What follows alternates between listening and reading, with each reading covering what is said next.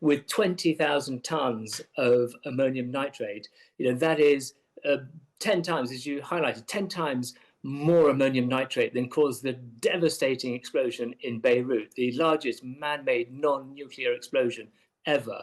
And that is sat just off the Kent coast. And a ship packed with 20,000 tonnes of Russian fertiliser, that's 10 times more than affected the Beirut blast 4 years ago, is currently anchored off the Kent coast and seemingly headed for the English Channel. Let's get some more detail on this, speaking to Marco Forgione, who is Director General of the Chartered Institute of Export and International Trade. Marco, good evening. Hi, good evening, Kate. Just tell us a bit about this cargo ship. Where's it from and exactly what is on board? Well, as you said, Kate, this headed from Russia down through the North Sea. And as it was off the coast of Norway, got caught up in a storm and has been damaged. It's got hull damage, it's got propeller damage, and indeed rudder damage. And so it's been trying to navigate its way. Initially, it was heading to the Canary Islands, but as a Maltese flagged ship, is now trying to make its way to Malta. But, with 20,000 tons of explosive fertilizer, this is a really tricky and difficult issue, and no ports along the way are willing to accept the ship to try and address the challenges it faces. So it's Russian registered, but it's under a Maltese flag. It's Maltese flagged, the MV Ruby.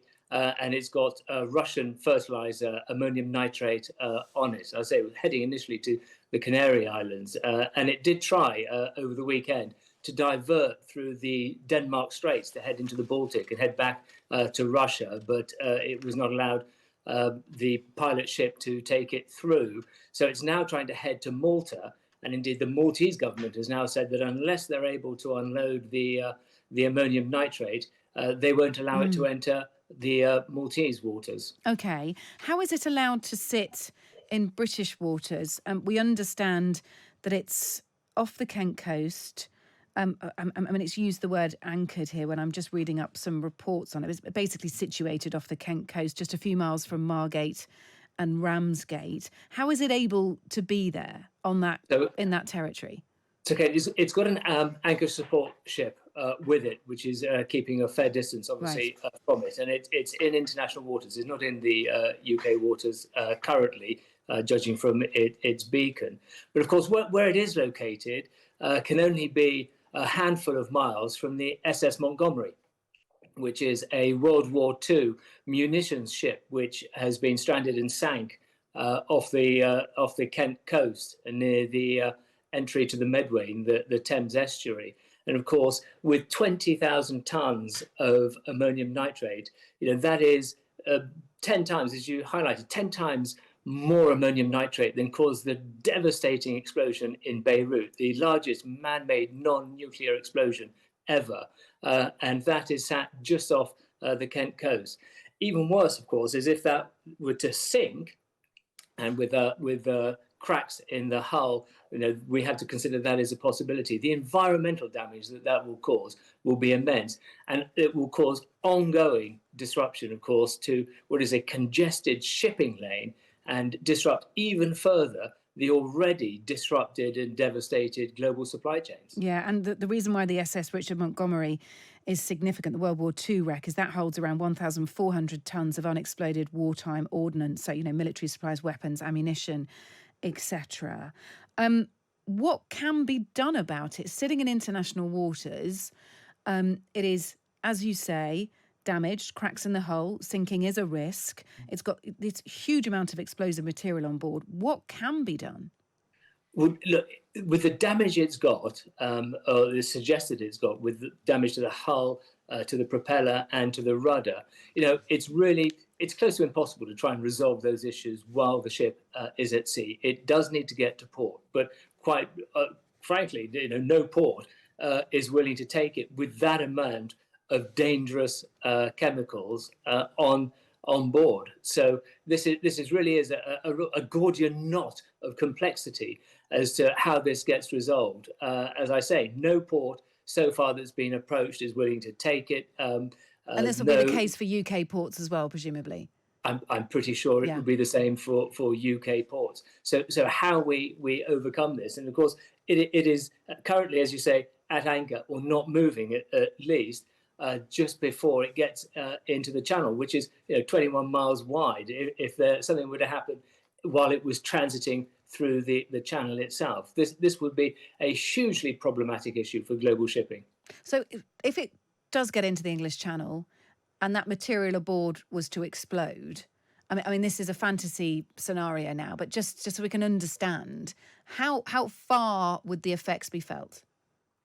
Well, the explosion in Beirut caused devastation for about 6 kilometers and further damage beyond that, but real devastation for a distance of about 6 kilometers. So you multiply that by 10, and it gives you a sense of just how dangerous this could be. But whilst it's at sea, the likelihood of the explosion is not is minimal, though there is a chance. The bigger issue is the environmental damage should the ammonium nitrate start to leak out of the ship and contaminate the sea, damage the seabed. And of course, if that were to happen, shipping through the channel would have to be diverted to avoid further shifting the pollution through the channel.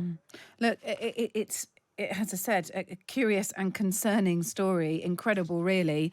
We'll keep our eye on it. We'll ask you to do the same. Marco Forgione, thank you so much for being with us, Director General of the Chartered Institute of Export and International Trade, just bringing us everything we know about that Russian-operated MV Ruby. It's got Russian fertilizer on board, which is incredibly explosive. It's under a Maltese flag, but at the moment, no port wants that ship for essential repairs. And Marco's been laying out all the concerns. Thank you for joining us. There's a broken down ship anchored just off the coast of Kent. It's loaded with 10 times more fertiliser than caused the apocalyptic, I can't say that word, I wish people wouldn't put it in scripts. That's why they do it. Yeah, with apocalyptic 2020 Beirut blast, a very significant Beirut blast. You know exactly which one we're talking about. It came on just after we came on air as Times Radio, if you remember, that massive blast. And it was because of fertiliser mis-stored in Beirut. There's now 20,000 tonnes of this stuff in this ship, which is broken down just off the coast of Kent. How worried should we be? Jacob Cosbo, as an associate at the Danish security think tank Think Europa, joins us now. Jacob, good morning to you. Good morning. How do we assess this risk then? Because we've become aware, haven't we, of this problem of fertilizer being stored can be dangerous. Yeah, indeed. As we saw in Beirut, where an explosion killed more than 300 people and sent the whole city, rocking. It was a terrible blast, and this is 7 to 10 times larger. So the impact would be absolutely massive. Now, there's a lot of very strange and suspicious things that have gone on with this particular ship from Russia right from the outset. So how broken down it is off the coast of Kent, I'm not too sure at this moment, but I'll explain that if you like. Yeah, try to explain, because people can't really understand this. Presumably, fertilizer gets shipped from A to B in order for the person at A to sell it to the person at B. Why hasn't that happened here? Exactly, that's the big question. And if you look at the sailing pattern of this particular ship, it doesn't look like the intention has been to sail this shipment from A to B. Right from the outset, it set off in the White Sea, south of the Kola Peninsula in northern Russia, some weeks ago, and apparently it got grounded, hit something. But what was odd then was it continued around the Kola Peninsula, past the big Russian port of Murmansk. Didn't feel any need to go in that large Russian harbor where it could have been looked after, and then passed north of Norway. And then suddenly it went off course and pulled in at the Norwegian big harbor and city of Tromsø, where the harbor is located right, next to the city. And the Norwegian authorities found out what the cargo was, and asked the ship to remove itself from the city. And then next thing, it anchors up near military installations in northern Norway. Now the explanation for pulling up and anchoring next to these places at Tromsø was that there was a big storm. Now there was some wind, but not a big storm for this size of a ship. But then they used these damages to the ship as the explanation. But what happens a few days later is it goes out to sea again. Speeds no apparent when you track it. There was no deviation from the course that was set, and it was steaming ahead.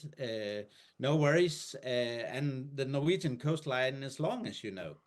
And then when it got further south, next to the city of Bergen, then again, this highly unusual sailing patterns repeated itself, and it started to wither a little bit and stray off course, and cruised around some of the oil rigs and natural gas installations that are very this area is really crowded with installations. Critical infrastructure. And again, the Norwegian authorities didn't like that. Next thing is, this shipment was originally supposed to gone to the Canary Islands, apparently. And then suddenly they changed the destination to the Lithuanian port of Klaipėda, where they said we're going to offload it in Lithuania and go through the Danish and Swedish waters and the great belt that separate the two largest Danish islands. And then it started to get really suspicious. It's pretty suspicious already, Jacob. So basically what you're saying is that it's because it's been moving from Russia through various pieces of European critical infrastructure, being pushed away each time, is now ended up on Kent. So the suspicion, I mean, should we say what the suspicion is? The suspicion is this is being done deliberately to be a threat. Yeah, I mean, I'm not sure that the Russian authorities would risk, weaponizing this ammonium nitrate, because that would be too obvious and too massive. My main line of thinking is that they're testing the Norwegian authorities and afterwards the Danish and Swedish authorities, seeing how much of a cooperation is there. Are they organized?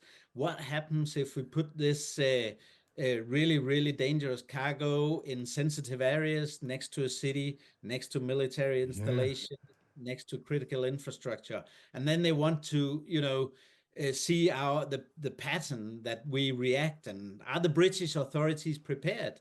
And have they spoken to the Danes and the Norwegians and the Swedes that were involved?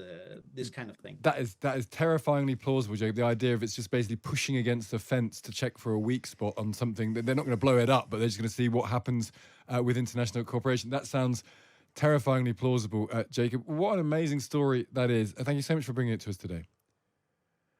You're welcome. That's Jacob Karsworth, associate at the Danish security think tank Think Europa. So a ship full of very, very explosive fertilizer has bounced around northern Europe and is now sitting outside Kent. What will the British authorities do about it?